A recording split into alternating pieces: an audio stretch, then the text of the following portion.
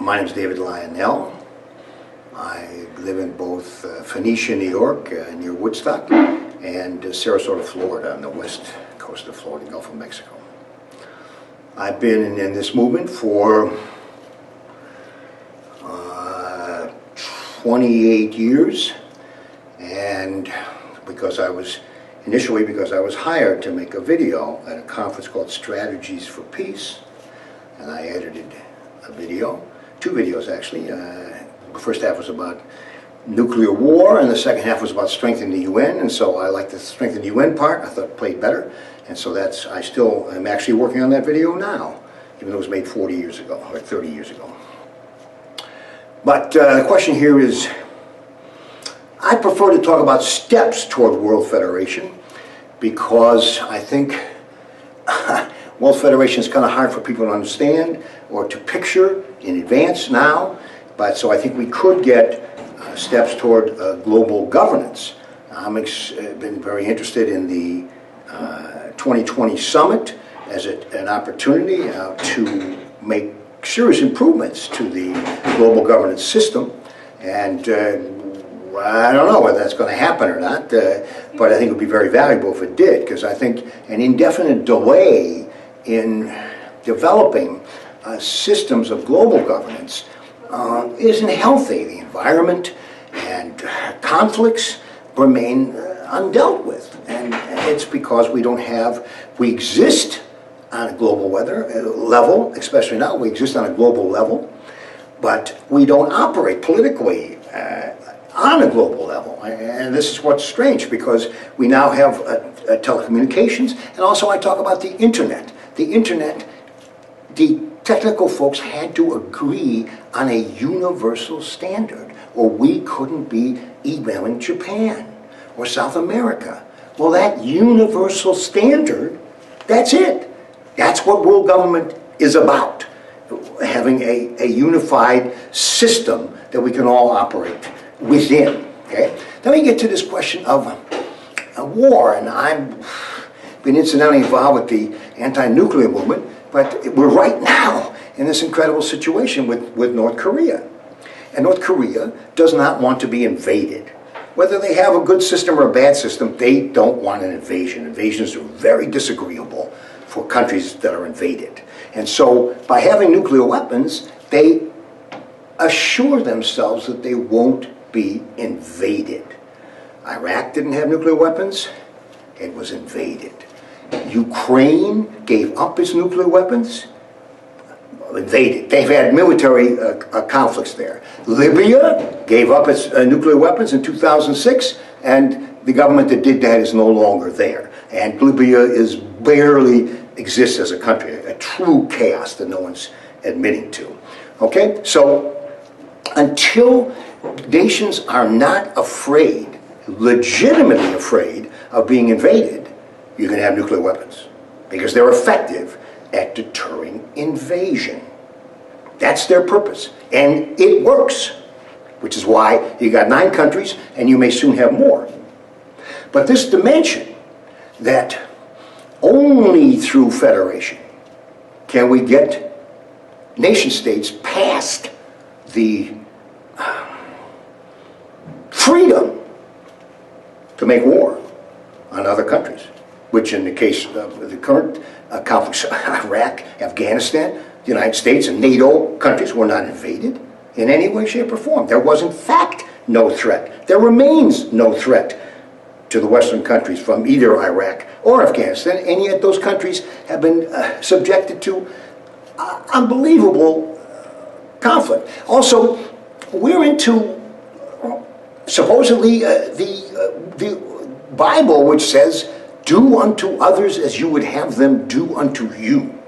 If the United States had drones coming and dropping bombs on wedding parties, on who knows what, suspected terrorists, with all kinds of other people who aren't even suspected terrorists being dead, that wouldn't be okay, would it?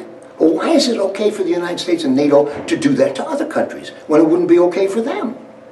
And this whole thing with terrorism. The terrorists come from countries that the NATO is bombing and killing thousands of people, not 1 or 2, even 50. That's not good, obviously not. But is there just happening out of the blue? No, it's happening because those countries are attacking the countries from which those terrorists come. It's as simple as that. And you want to stop terrorism? Stop bombing. Then you'll stop terrorism. Otherwise, you won't stop terrorism. And all the security stuff isn't going to stop terrorism. So, David, you believe we need global systems of governance to alleviate these problems? You're right. So, for instance, I talk about stuff we don't normally talk about, a disaster relief agency. Right now, when you have a typhoon or a hurricane or a flood,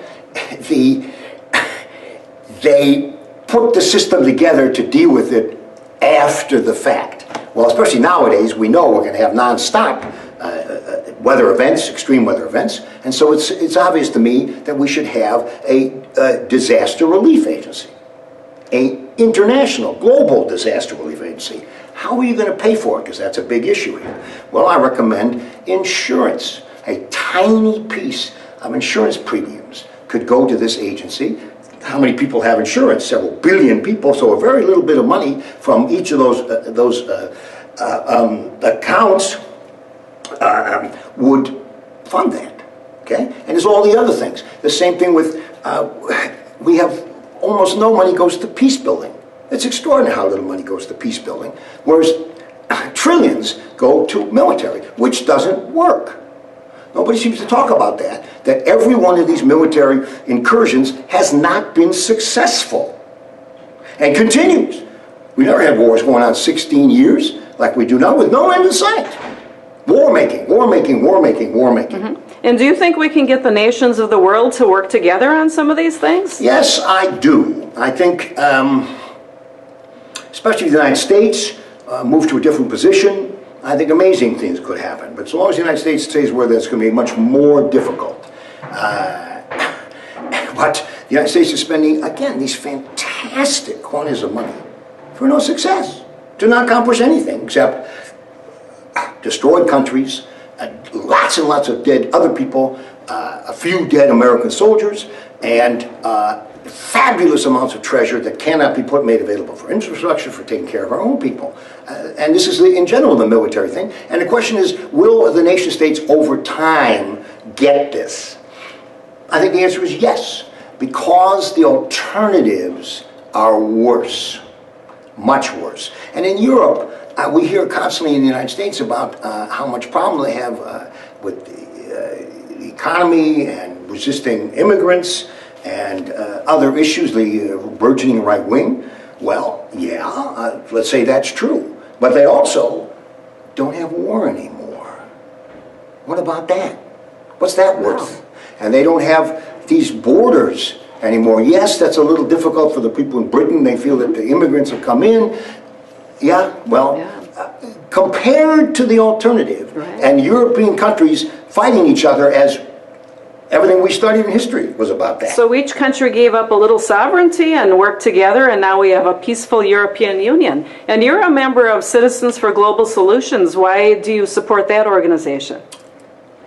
Well, because it's pretty thin out there. I really feel, and I felt for some time, that this agenda steps toward World Federation, global governance, enhanced global governance, is what the world needs now, and is sidling toward it, kind of without admitting it, if you will. And so CGS is virtually the only organization in the United States that has this brief. I like an organization, World Beyond War, but they don't have this understanding that only through federation can you stop states from fighting each other. That's it. There isn't another way. It worked in the United States. There are many, many, many other countries, Australia, Switzerland, many, many, many other countries that use the federalist principle. Europe is using, as I said, a confederation, but still they're federating to some degree, and they don't make war on each other. So do you have much hope for this at the world level? Well, I talk about the situation this minute, where Kim Jong-un and Donald Trump have their thumbs on the button, and there is nothing stopping them from pushing those buttons. They don't have to go to the Congress. They don't have to get any permission from anybody to to do that.